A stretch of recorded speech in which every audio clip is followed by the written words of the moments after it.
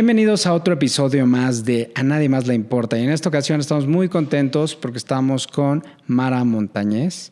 Y ella es una entusiasta del diseño, la creatividad, un sinfín de cosas, pero está aquí para platicarnos de su historia. También es socio fundadora de La Jabonera, un lugar que, bueno, ya nos platicarás cómo empezó y hoy en día de qué se trata La Jabonera. ¿Cómo estás, Mara? Muy bien, muy contenta de que me hayas invitado a platicar contigo. Estoy encantada. Muchas gracias a ti. Pues vamos a empezar por una parte que siempre me gusta tocar con todos los invitados. Cuéntame un poquito de tu infancia, Mara. Mi infancia. ¿Cómo era Mara de niña? ¿Qué soñaba? ¿Qué jugaba? ¿Qué hacías? Buena pregunta. Mara era muy introvertida. Le gustaba encerrarse en sus libros. Le gustaba mucho jugar ajedrez y juegos de mesa. Pero luego no tenía con quién, ¿no? O sea, como que esta Mara siempre estaba buscando con quién jugar. Así, introvertida y en sus libros. ¿Y fue aquí o en la Ciudad de México? En la Ciudad de México. Ok, sí. ¿Y qué siguió después? ¿Cuándo llegas a Querétaro? Me caso y empezamos aquí, o sea, de la luna de miel, Querétaro. O sea que nunca vivimos en la Ciudad de México ya de casados y nos vinimos para acá en el 93. O sea que el año pasado cumplí 30 años de estar en Querétaro. Y llegando aquí a Querétaro, ¿cómo empezó tu aventura? ¿Quién era Mara en ese entonces? Pues Mara en ese entonces dejaba un despacho en México que estaba justo con mi hermana, que ya teníamos como mención quórum y un montón de, ¿no? Ya de como de éxitos, y pues me vengo a Querétaro que no conozco a nadie, empiezo a jugar a la casita, ¿no? 3 meses hasta que ya parecía leona enjaulada, porque realmente siempre he sido muy activa y en Querétaro no hallaba, ¿no? Como no encontraba la parte del ama de casa no me llenaba y entonces así empiezo a pedir trabajo en los despachos que había aquí. Había 2. Es que ubiquemos el contexto, 1993 en Querétaro. En Querétaro no había nada. ¿Qué estudiaste, Mara? Diseño gráfico. Y entonces al salir de la carrera montaste un despacho, te fuiste a trabajar de empleado. Monté un despacho. Ok, emprendiendo luego. Justo con el que era mi novio, que después pues me casé con él. Entonces saliendo ya tenía yo mi despacho, lo montamos en Coyoacán, en la casa que era de sus papás. Qué buen barrio. Y sí, y ahí empezamos, ¿no? Wow. O sea, la vena emprendedora la traías desde chica. Sí, la verdad es que sí trabajé en despachos, pero los trabajé durante la carrera y siempre digo que aprendí lo que no tenía yo que hacer en un despacho, ¿no? O sea, oye, y cuéntame un poco la carrera, ¿qué te dejó, qué te llenó? Ahora, si podías hacer como en retrospectiva, ¿qué debería de cambiar un poco en los modelos educativos? Bueno, imagínate, de hace 30 años que estudié, empezando porque no había computación, o sea, lo que yo aprendí, pues nada que ver con lo de ahora. La Mara ¿te acuerdas que me preguntaste por mi niñez, no? Que era libros y muy introvertida, pues la universidad fue lo contrario. Entonces yo me la vivía, pues si podía no entraba a las clases, daba lo mínimo, me la vivía en la fiesta. Nunca dejé de no cumplir la escuela, pero no estaba del todo entregada.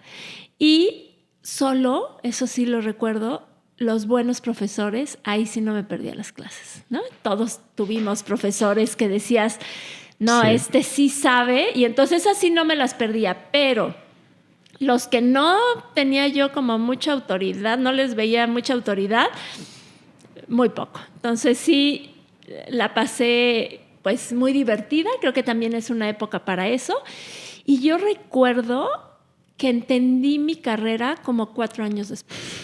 Dije, esto es. Y aparte, imagínate, en esa época eso era el formato. Sí. No había el acceso que hay a la información ahora, ¿no? Entonces, si querías aprender o saber, pues era así. Así es. Ahora, la verdad es que ya es otra cosa. O sea, si te apasiona algo, te vas con eso, puedes saber... ¿YouTube? Sí, lo que quieras.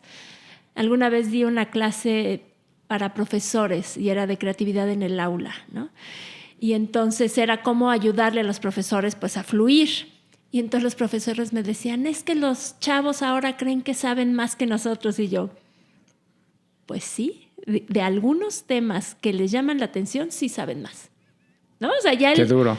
Ya el profesor no tiene toda la autoridad, ya eres más como un acompañante, ya es otro formato, ya son otras generaciones. Oye, y esta transición del DF a Querétaro, montas el despacho aquí, ¿y no fue como todo un shock en lo que empiezas a laborar en los 90s en Querétaro? Pues no fue así. O sea, yo lo que hice primero, como no conocía a nadie, aparte, si ubicas esa época del 93, pues fue el error de diciembre. O sea, fue justo cuando vino una crisis enorme y Pues estábamos empezando los dos de cero. Jorge trajo una fábrica de lámparas que tenía en México, pero pues ¿quién compraba lámparas, no? Y entonces sí nos agarró la crisis aquí con una hipoteca que empezamos a firmar en UDIs y en todo lo que tenías que firmar. Terrible esa parte. Ajá, y pues nos cambió el mundo, empezando de casados, pero sin dinero, pero con la hipoteca. Y entonces dijimos, bueno, los dos de freelance es un tiro en el pie, ¿no? Entonces yo empecé a buscar trabajo, ¿no? Empecé a buscar trabajo, llamé a las agencias que había aquí. Pues la verdad es que dos me dijeron, Mara, pon tu despacho, o sea, tu portafolio está, no, o sea, estás... Y yo seguí en la casa y entonces pasó algo muy divertido. El despacho más grande que había en Querétaro era diseño corporativo. Y justo unos meses antes de casarme le habían pedido a Jorge que instalara unas lámparas ahí. Entonces habíamos tenido como un contacto y le hablan a Jorge y le dicen, ahí necesitamos a alguien que venga a limpiar una maqueta. Yo dije, mira, de limpiar en la casa a limpiar una maqueta, ¿no? Yo voy y limpio, ¿no? Y era una maqueta de toda la planeación de la ciudad de Centro Sur. Y era una maqueta enorme porque era como de 10 metros por 6 metros. O sea, te subías en la maqueta, se le iba a presentar creo que a Burgos, una cosa así. Y llevaban meses trabajando en la maqueta y pues ya estaba llena de polvo, ¿no? Entonces yo llegué y bueno, la dejé como canica chupada porque yo tenía que hacer algo, ¿no? Y entonces ahí me vinculé con los de diseño corporativo. Terminando la maqueta, les dije, ¿puedo enseñarte mi portafolio? Y me dijeron, sí, claro, ¿no? Y entonces cuando lo vieron, igual me dijeron, ¿y tú qué hacías en la maqueta? Y yo la limpiaba, ¿no? Era así como ¿por qué, no? Y entonces entré a trabajar con ellos. Estuve 4 años y al mismo tiempo tenía una chamba de freelance con una agencia de aquí que les dije, yo trabajo desde mi casa, yo tenía mi compu, en la agencia no, entonces yo trabajaba en las mañanas, bueno, tiempo completo en D-Corp y luego freelance en esta agencia que se llama Creat Publicidad. Se llamaba porque ya no existe. Y entonces, después de ahí... Y entonces sí, 4 años ahí, me empecé a meter ya proyectos yo a D-Corp, ¿no? Empecé a juntar lo que hacía de freelance con proyectos grandes que ya me pasaban, o sea, ya me empecé como a vincular y después de esos 4 años puse mi despacho en la Avenida del 57 y Jorge seguía con su fábrica de lámparas, abrimos una tienda en San Miguel de Allende, entonces como con esa parte él tenía su fábrica y su despacho de diseño, él diseñaba los objetos y yo tenía mi pequeño despacho y empecé a contratar diseñadores. Ahí me cayó el primer cliente grande que fue Kellogg's y que realmente pues me mantenía, ¿no? O sea, Kellogg's fue mi cliente por mucho tiempo y así ya empecé a hacerme de clientes ya en Querétaro, ¿no? Ya empecé ese flujo pues que yo traía desde antes en México. ¿Y cuándo? Porque la creatividad está muy ligada, ya está muy ligada desde chiquita, pero ¿cuándo es cuando comienzas aquí realmente a ver ese nicho de desarrollar? Ya ahorita nos platicará Mara esta parte de los nombramientos, pero ¿cómo se empieza a gestar toda esa parte de la creatividad en Mara? Que siempre estás impulsando, eres una entusiasta de la creatividad, Sí. así es como te nombra. Pues creo que como dices, desde chica me gustaba hacer cosas, me gustaba lo manual, tomamos cursos que sí de origami, que sí de pintura, que sí, ¿no? O sea, siempre, la verdad es que eso sí, siempre me gustaba estar haciendo cosas. Ya cuando entendí mi carrera, que te digo 4 años después, no solo participaba, o sea, hacía con mucha pasión el diseño, me gustaba estar siempre viendo a otros diseñadores, comprando revistas. Otra vez, si nos regresamos a esa época, encontrar una revista europea de diseño Sí. era un triunfo, ¿no? Y entonces estaba yo suscrita a esas revistas, estaba como muy pendiente de toda la escena, ¿no? Justo después de que, eso no lo platiqué, pero en el 2001 Jorge deja su fábrica, decide hacerse consultor y nos pasamos los dos a un espacio que estaba en Pino Suárez y Tecnológico, que era una jabonera. Y ahí es donde yo dejo mi nombre como M Diseño y él como Toulouse, que eran sus tiendas, y nos convertimos en la jabonera. ¿Qué piensas del diseño aquí en Querétaro y del diseño como una entidad creativa del ser humano que, bueno, está por todos lados, ¿no? Es imposible escapar del diseño. ¿Cómo te gusta, cómo lo consideras con respecto a una manifestación tan humana? Pues que todos somos diseñadores, ¿no? En realidad, pues hay como diferentes disciplinas alrededor del diseño, pero si te vas al diseño como una expresión creativa, todos somos diseñadores, todos nos estamos diseñando cada día, ¿no? O sea, como nos vestimos, nos estamos diseñando. Entonces, realmente todos tenemos algo de diseñador. Ya después cada uno se especializa así en gráfico, bidimensional o tridimensional, en industrial o diseño social o diseño. O sea, ya, pues que en ese mundo que ya está todo categorizado, le pones un montón de etiquetas, pero en realidad todos, cada decisión que tomamos, nos estamos creando y nos estamos diseñando. ¿Qué es lo que más te gusta del diseño? Del proceso. Del proceso. ¿Cómo es el proceso de Mara? Llenarme de preguntas. Y esa parte me encanta. O sea, me encanta el cuestionarme todo, cuestionar todo lo que doy por sentado. Hay una frase que me encanta de Sir Ken Robinson que dice: la creatividad está en todo aquello que das por sentado, y como lo das por sentado es tan difícil de ver. Entonces me gusta ir por ahí preguntándome qué pasaría si, o por qué esto es así, o para qué esto es así, o en dónde se creó esa creencia, o no. Y esa parte me entusiasma porque ahí es donde empiezas a tener los insights o los hallazgos como más sabrosos, ¿no? Claro. Entonces, eso me gusta, y lo otro es ese instante en donde tienes una idea y dices, wow, ¿no? O sea, o alguien más tiene una idea. Ahora que doy talleres, el instante en que le cambian los ojos y, sí, ¿no? Y ese chispazo, ese es maravilloso. ¿Y aquí en Querétaro cómo ha evolucionado el diseño desde que llegaste acá? No, bueno, muchísimo, ¿no? O sea, yo cuando llegué, las agencias de publicidad, no había, nadie trabajaba en computadora, y yo dije, no hay forma que regrese a trabajar otra vez a manita, ¿no? O sea, yo decía, yo con mi compu. Entonces, sí, pues fue como una evolución, pero ahora encuentras de todo, para todos, en industrial, en gráfico, en experimental, en social. O sea, yo creo que estamos, o sea, a nivel de cualquier lugar. Oye, ¿y la jabonera? La jabonera, como te dije, empieza en el 2001 en una fábrica abandonada de jabón, y empezamos como este taller, esta parte de diseño gráfico que llevaba yo, y Jorge llevaba la parte de diseño industrial. Entonces, así como juntos pero separados, cada uno facturaba su parte y haciendo todas estas como sinergias con otros diseñadores, con buenos clientes. Teníamos clientes Kellogg's, Coca-Cola, ¿no? Nos empezaron a llamar clientes grandes. Después Jorge lo llaman para hacer la carrera de diseño industrial aquí en el TEC, entonces como que deja su presencia en la jabonera, aunque siempre seguía, y yo me encargo ya de las dos áreas, ¿no? De toda la parte administrativa y de llevar, que eso es interesante porque estudias diseño y terminas pues trabajando en un Excel y en un Word con presupuestos, y no, o sea, ese es el no te lo dicen jamás.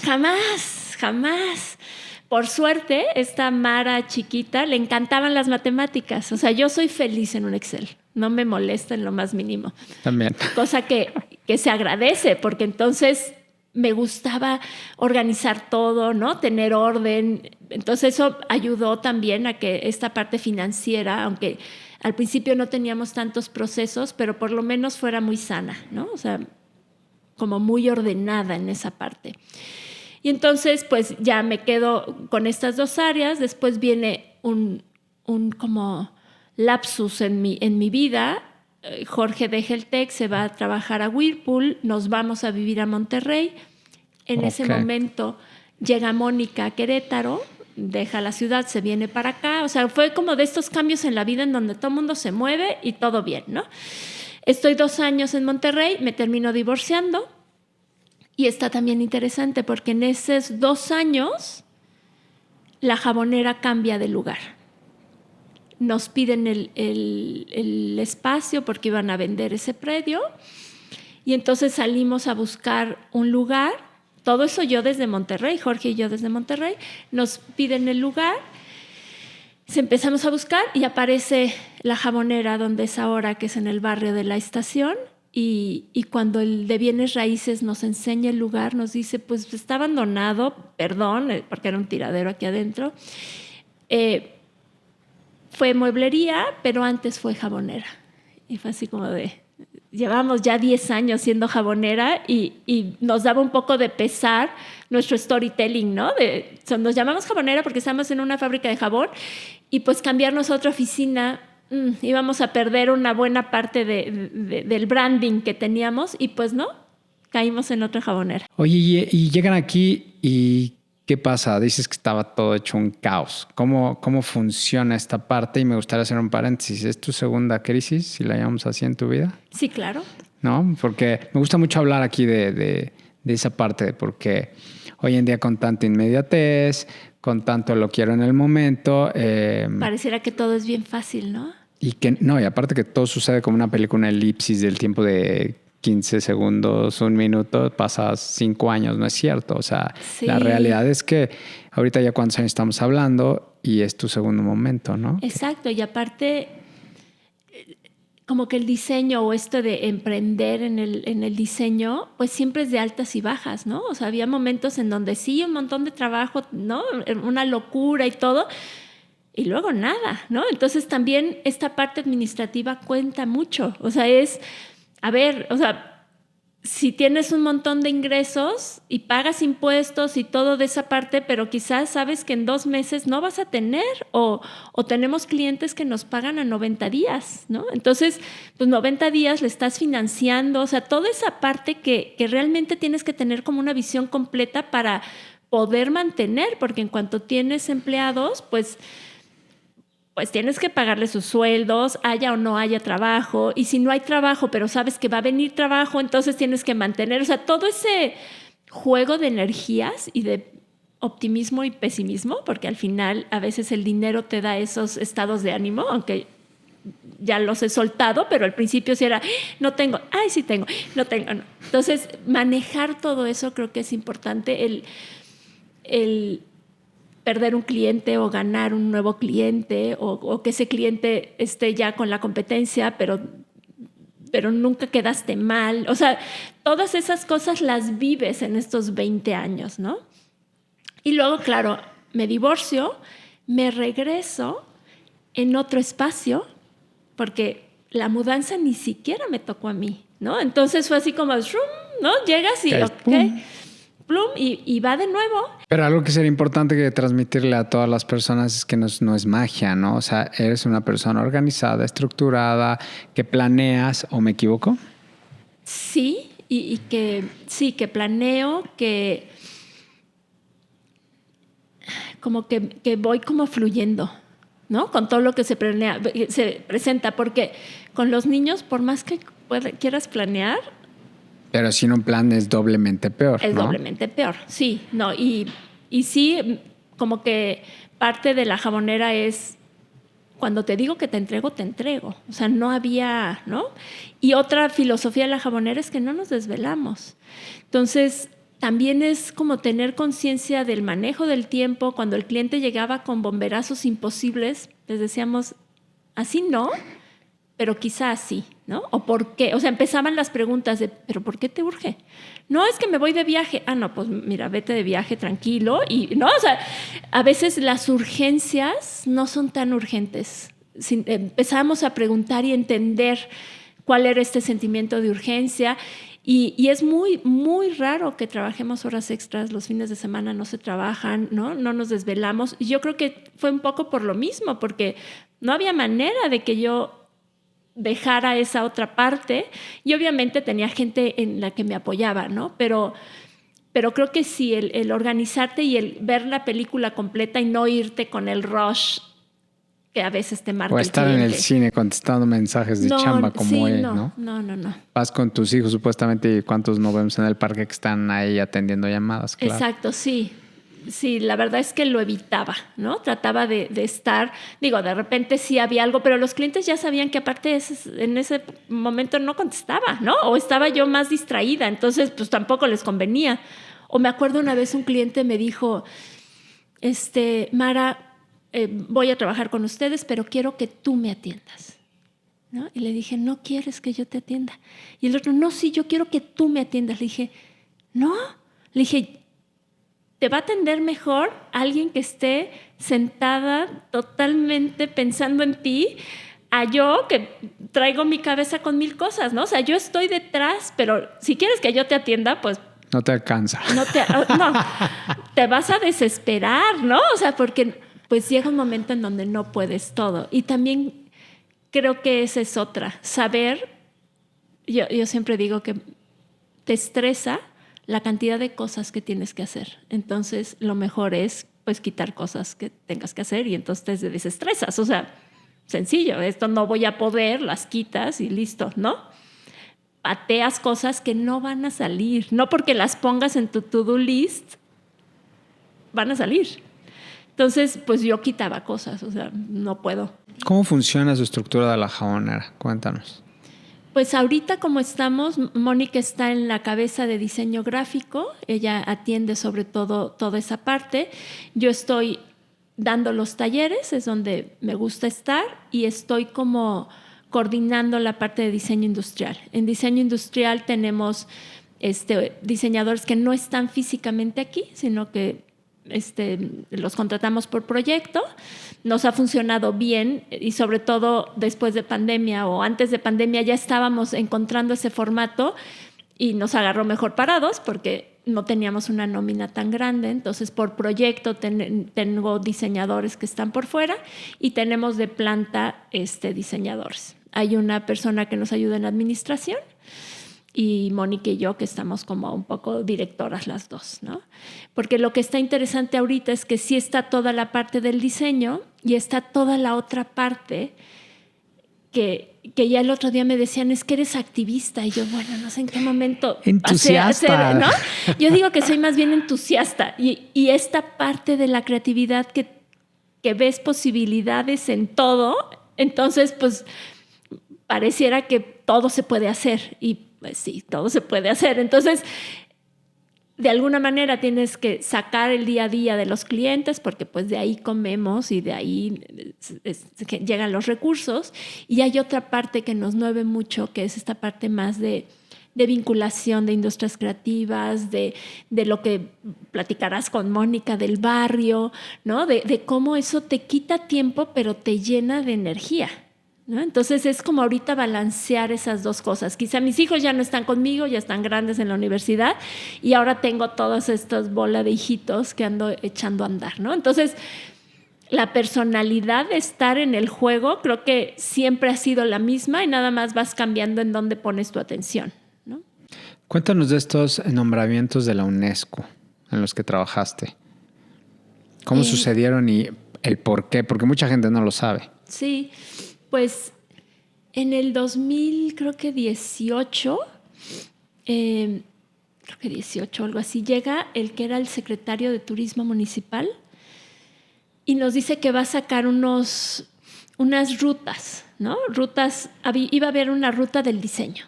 Y entonces nos visita y quería hacer como el barrio mágico, una cosa así, ¿no? Un proyecto de turismo municipal.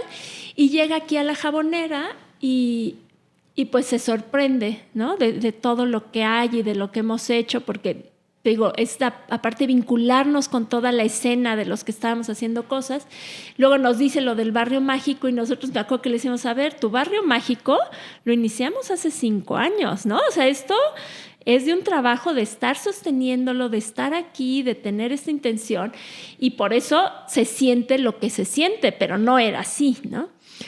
Y entonces este personaje empieza a ver que había varios en la escena. Un día nos junta y una de las personas que nos junta, no me acuerdo ahorita bien quién, ya traía, creo que era Johan Llamas, ya habían presentado con el presidente municipal anterior ser ciudad del diseño. Y no había pasado. Tiene que darse un momento, ¿no? Tiene que haber ciudadanía, pero tiene que haber voluntad política, porque la UNESCO te pide que se meta el gobierno. Y pues no había pasado, se había quedado ahí, ¿no? Y entonces Cuanalo, que era el de turismo en esa época, vio y dijo, a ver, ¿no? O sea, yo estoy viendo que hay algunos no nos conocíamos, otros sí, y se dio el momento y faltaban 2 meses y entonces dijimos, va. Conseguimos a unos asesores que habían ayudado a otras ciudades y chistoso porque nos habían dicho, a ver, hay ciudades que llevan 1 año trabajando, ¿no? Y ustedes... O sea, faltan 2 meses para llenar la aplicación. Sí, ¿no? Díganos qué hacer. Y entonces estuvo muy padre. Nos juntamos cerca de 60 personas guiadas por asesores de Puebla, en donde nos dijeron, a ver, estas son las preguntas que hay que llenar. Como rally, cada uno se llevó... ¿No? A mí me toca averiguar cuántos centros de investigación hay en Querétaro y te lanzabas así, 60 personas, ¡shum! Colaboración, regresábamos, yo conseguí esto, hay un vacío aquí y había alguien que estaba llenando toda esa información. Ahí, por ejemplo, otra vez entra esta parte del diseño colaborativo, hacemos un taller en el TEC, hacia dónde queremos que vaya, ¿no? Y estos 60, y creo que se juntaron más, a encontrar un manifiesto, ¿no? O sea, ver qué queremos todos. Y así, y en 2 meses llenamos la aplicación con una colaboración muy rica, muy, muy desgastante también, porque la presión estaba muy ruda, pero acabamos y pues en el 2019 nos dieron el nombramiento, ¿no? Entonces sí fue como un momentum. Y yo me acuerdo que les decía, a ver, llevo... pues ya 20 años en Querétaro y siempre picando, siempre juntando, siempre queriendo hacer exposiciones, ¿no? Y no se lograba, no pasaba. Y de repente, ¡shum!, en 2 meses se logra. Entonces sí creo que hay como momentos en donde se juntan los que se tienen que juntar y ahí es cuando te tienes que subir esa ola. Y entonces empieza... Y ahí ya quedé yo como focal point. Y creo que ahí también hay esta diferencia de esta Mara que te estoy diciendo, de introvertida, de niña, o introvertida en la parte de la empresa que quería estar atrás, a esta que dije, ahora sí voy con todo, ¿no? O sea, ahora sí ya me di cuenta que si quieres que las cosas suceden, también tienes que estar un poco al frente, ¿no? A cuadro. Y entonces con toda esa, como sabiéndolo, dije, va, al final creo que ya entendí que todo esto es un juego, ¿no? Entonces dije, pues va, me toca jugar ese juego. Y entonces empecé a estar más presente también en la parte política, o sea, de decir, voy a estar en un discurso, voy a compartir, ¿no?, un poco esa escena, porque es importante, si no, gobierno se queda, no suceden las cosas, ¿no? Porque gobierno tiene muchos muchas cosas que están sucediendo al mismo tiempo y la ciudad del aprendizaje no necesariamente es su prioridad. Tiene que ser prioridad de alguien para que se mantenga, ¿no? Entonces, todo el año pasado creo que ha sido entender este juego, ¿no? Entre ser ciudadano, pero la parte política, pero estar, pero empujar. Es todo un ejercicio, ¿no? Que tampoco te lo enseñan, ¿no? Es más, en el discurso de como toma del nombramiento, les dije a los de desarrollo social, dije, aprendí la palabra cabildeo.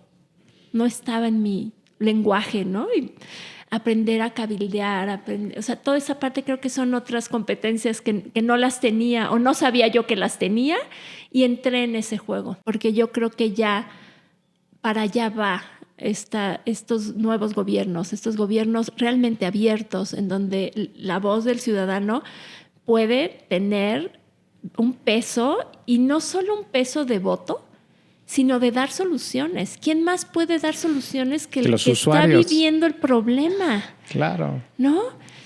Y para los gobiernos que todavía no lo entienden, les haría más fácil la chamba. Sí, pero esta parte de cambiar los moldes es lo complicado, ¿no? Pero es parte... da terror. Porque a nadie más le importa todo esto más que a ti en este momento, ¿no? Y la vida te va llevando, pero en este momento es importante para ti y eso nos va a beneficiar a todos. Exacto. Porque es un hecho, o sea, esto no va a cambiar si nosotros no somos partícipes, ¿no? En cualquier tema, en cualquier materia. En cualquier tema, y creo, y yo soy de esas, mi participación política había sido nula. O sea, yo decía, ay, yo no me meto en eso, yo trabajo, yo cumplo, yo pago mis impuestos, ¿no? Es como de ellos.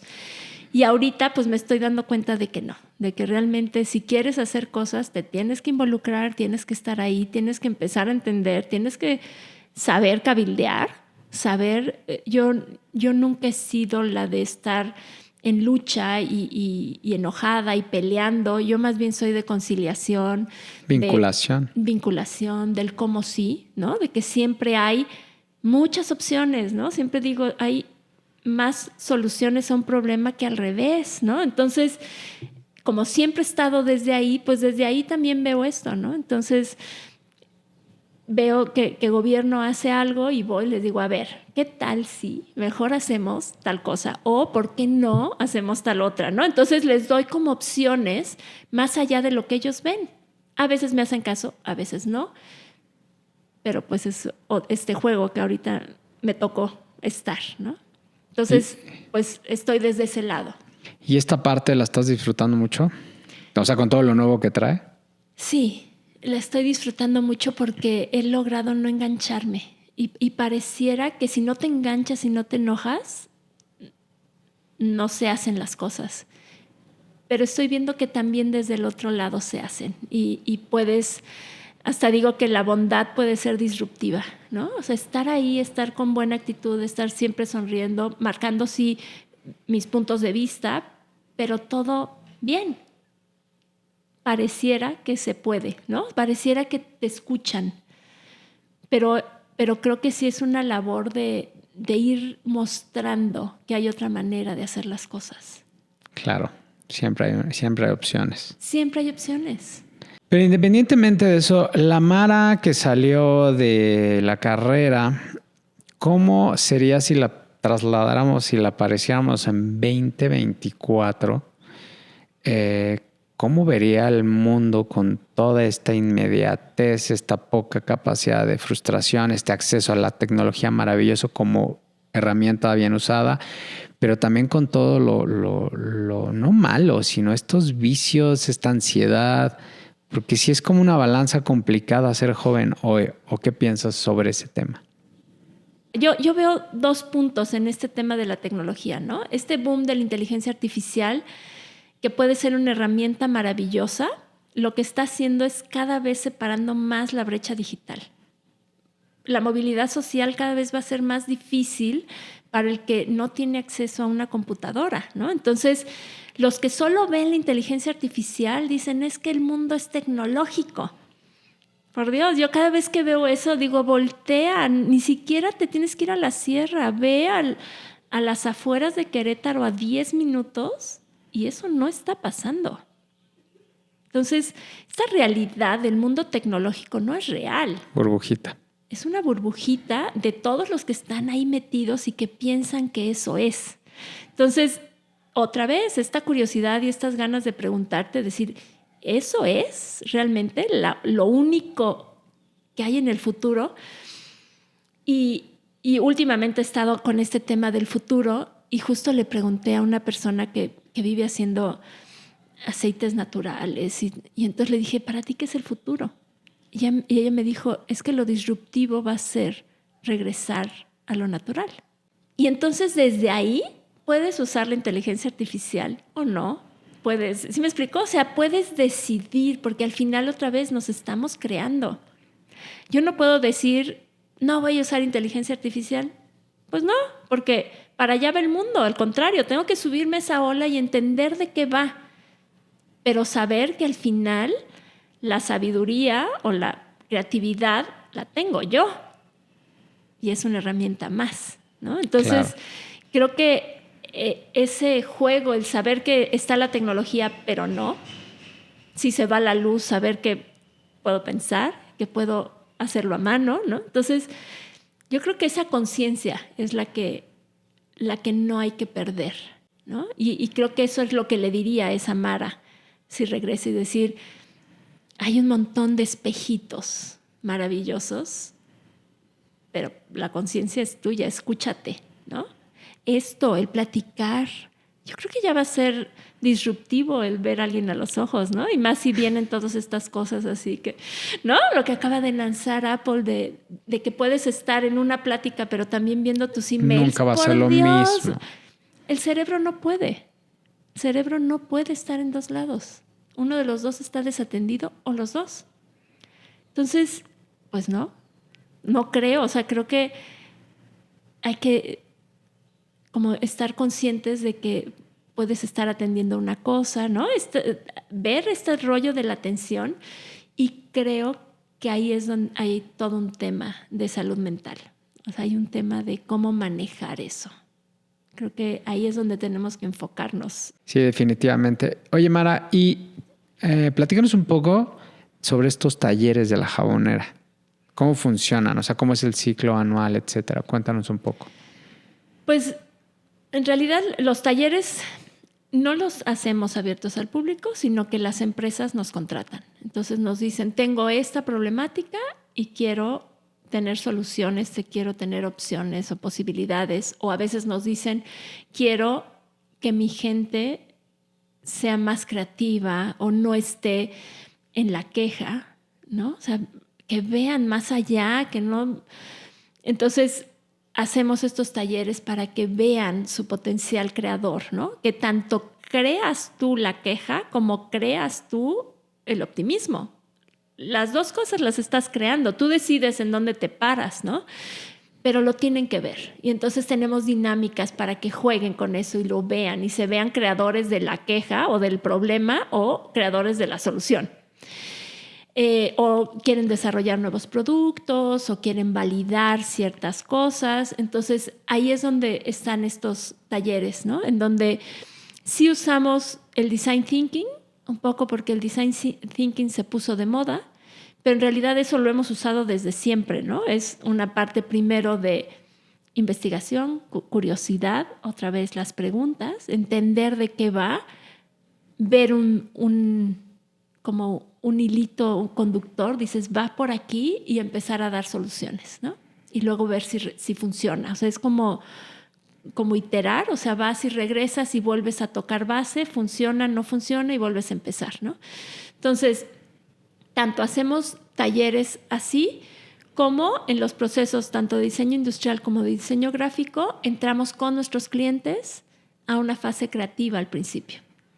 Y eso creo que es parte de nuestro diferenciador, porque entramos desde esta parte muy creativa, cuestionando todo, en donde ellos aportan lo que saben, pero también se dan cuenta de lo que no saben, y ya de ahí empieza a bajar el brief, ¿no? Entonces, hemos logrado como encontrar un formato diferente juntando estas dos partes.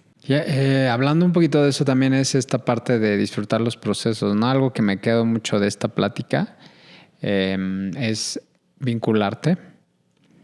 la creatividad, subirte, saber surfear, ¿no? Saber surfear el momento, las olas, hay olas chicas, olas gigantes. Y también esta parte de que uno entra a la vida pensando, bueno, ya me vi como esta pequeña esfera o esta definición, esta etiqueta. Y la realidad, conforme pasa el tiempo, es que te vas transformando y diseñando, como tú dices, en esta cosa que acaba siendo muy rica, ¿no? Por ejemplo, ¿quién le iba a decir a Mara que iba a aprender de administración, de finanzas, de llegar y ponerle un nombre mágico a un lugar y luego caer en ese lugar que también fue una fábrica de jabón, ¿no? Sacar a tus hijos adelante y toda esta parte tan grande que tienes de... A mí me encantaría, por ejemplo, en otra plática o que dieras un taller sobre cómo llevar a los clientes, porque es todo un arte, ¿no? Es empatía, y es otra vez es vincularte y es conexión y es entender lo que busca, no lo que busca la empresa, lo que busca la persona. Sí, es toda una metodología, ¿estás de acuerdo? Y también es todo, también de ponerles límites, es bien importante. Y te puedo decir que les ponemos límites y a la vez no nos ven como gendarmes, nos ven como límites suavecitos, que creo que con los hijos es igual, ¿no? O sea, les pones límites, pero no es con 3 gritos, es así de, a ver, no, o sea, por ahí, ¿qué va a pasar si sigues por ahí? O sea, no. Y entonces como entendiendo la postura de los dos con mucha, como otra vez preguntando para que se den cuenta, ¿no? O sea, te urge un trabajo y sientes presión, pero no nos das tiempo, pero quieres que sea muy disruptivo, pero no me das información, pero no, o sea, ¿a dónde nos va a llevar? ¿Tú qué crees, no? Entonces ellos dicen, ok, sí, o sea, digo, es más hacia la comprensión, más a poner el límite de, no, aquí no nos desvelamos. O sea, creo que nunca les he dicho, no voy a trabajar horas extras. Más bien les digo, a ver, ¿no? Son límites sanos. Ajá. No le estás diciendo que no, solamente le estás diciendo en este momento. No, o lo así que vamos no. a conseguir no es lo que tú buscas.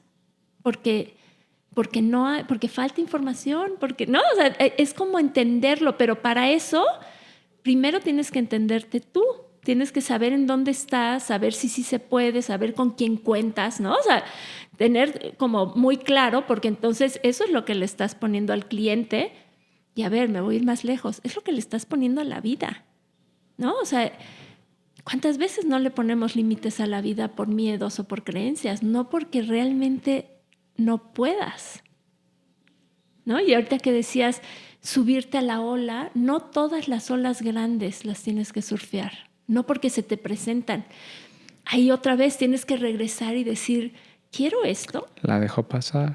O sea, ¿esto es lo que me está moviendo ahorita o no? Si sí es, córrele porque esa ola pasa, ¿no? Si no es, pues ni siquiera sientes FOMO, ¿no? Dices, esa ola no era mía. Y entonces también se vive más ligero, ¿no? No vas en este rush. Mucho de la inmediatez y todo esto que vivimos es porque quieres estar en todo. Pero si un día dices, estoy cansada y no quiero ir a esa reunión, no quiero ir a... Simplemente no vas y no te sientes mal. Y puedes ver las fotos y decir, ay, qué bien se la pasaron. No quiero pertenecer. No, hoy no quiero, ¿no? Pero todo es de cómo estás contigo viviendo ese momento.